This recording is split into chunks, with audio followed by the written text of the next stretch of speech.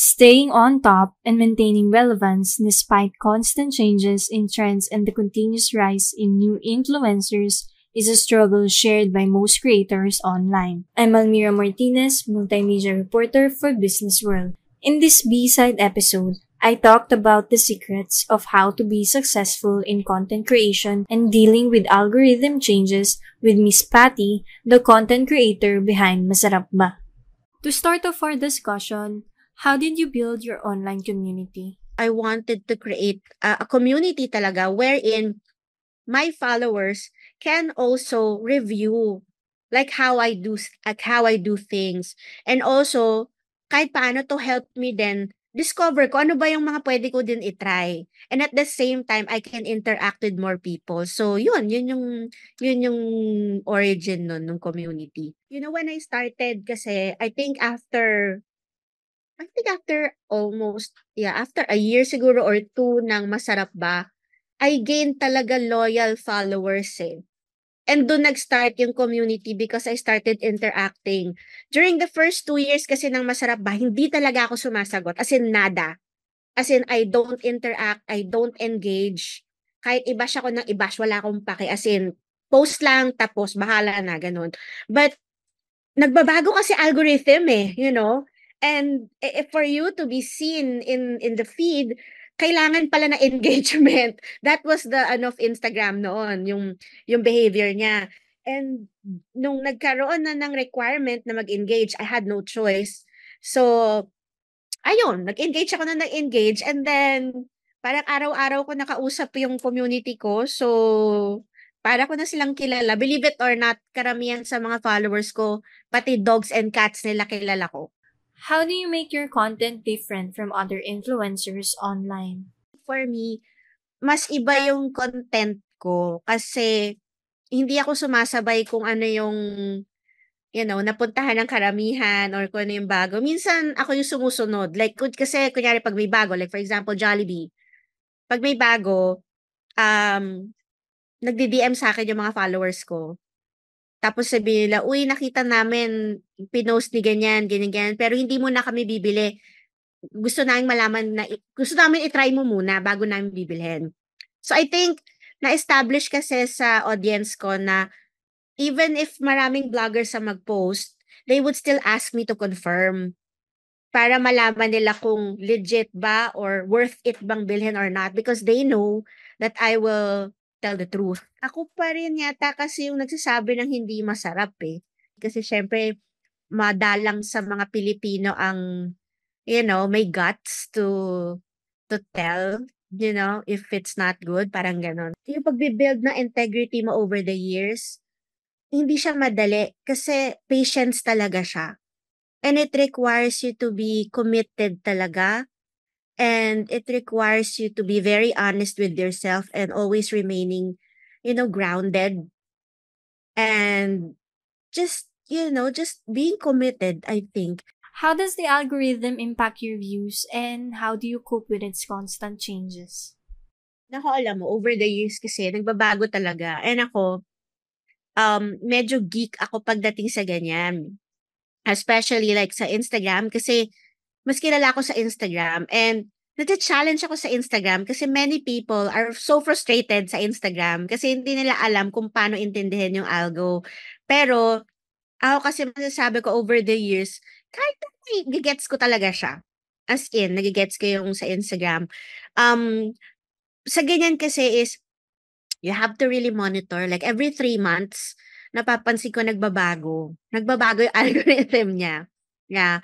And then may mga subtle changes. Kaya kailangan constantly talaga napapansin mo talaga which sa content mo yung nagwo-work.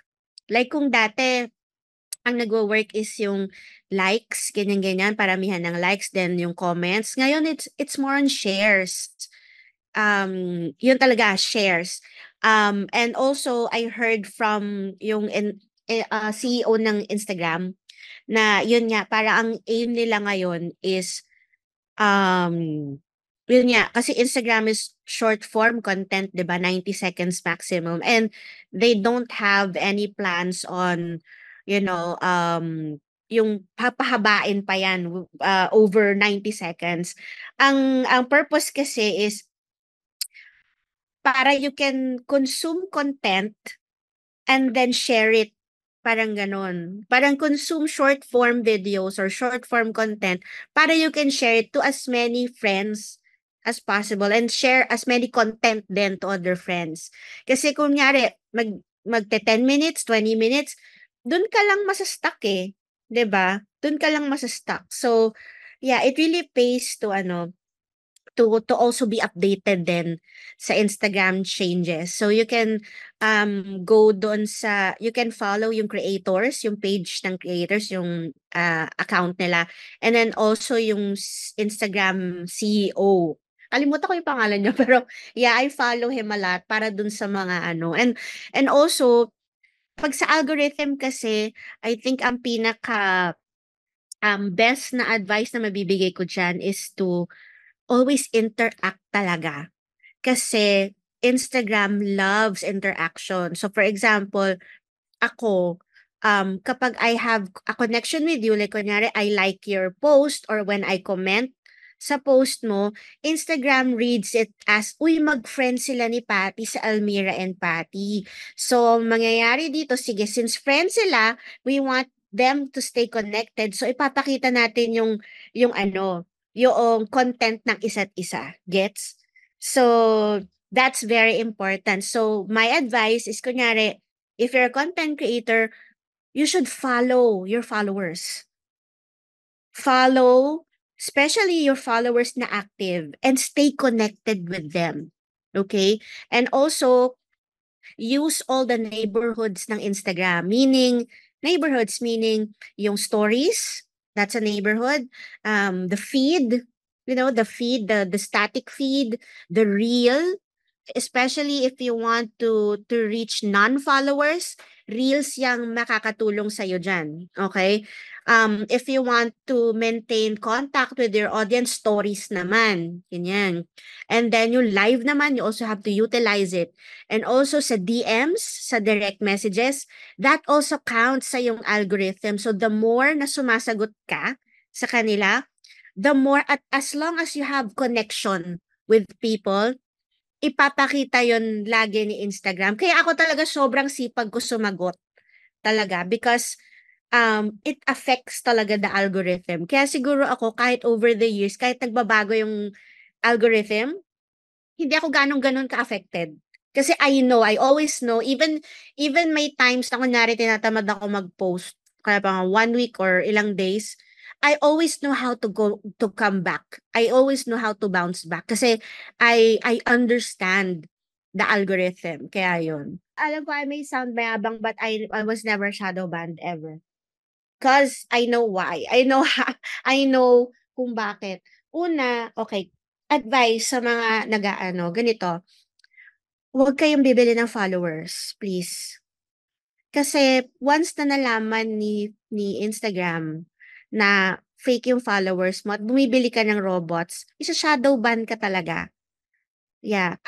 Nakakalungkot kasi I still see mga pages, mga business pages na ganito kasi yan eh, alam mo, para 'di ba minsan nasisilaw tayo parang, "Wow, daming followers," ganyan. But if you click the followers, makita mo yung mga sulat, mga Arabic, iba yung ano, 'di ba? 'Pag gano'n alam mo na na namili ng ng followers and that is like a mortal sin. Please don't do that. That's the worst thing that you can do kasi once na na-identify ni Instagram na nag-aano ka ng robots, talagang ila-last ka niyan. Hindi ka ano, hindi gano'n. And then also um,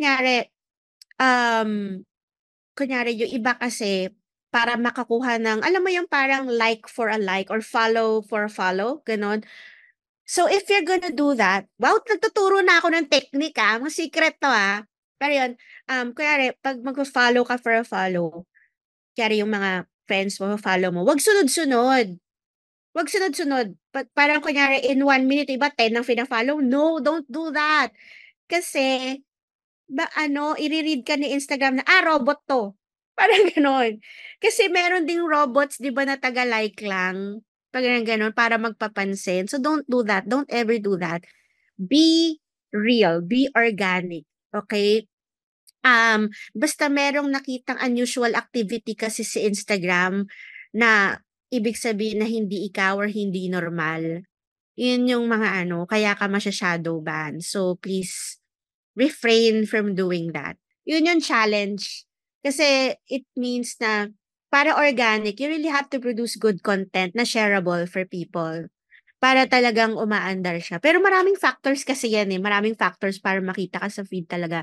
It's kinda technical, pero at the core of it, it's really just producing good content, quality content that is shareable for others. As cliche as it may sound, being organic and honest to your audience goes a long way in content creation according to Miss Patty. Apart from this, building a connection with followers and educating oneself about the technicalities of their preferred platforms are some of the keys to being successful online. This has been another episode of B-Side. Subscribe now and listen to industry insights on Philippine business and beyond.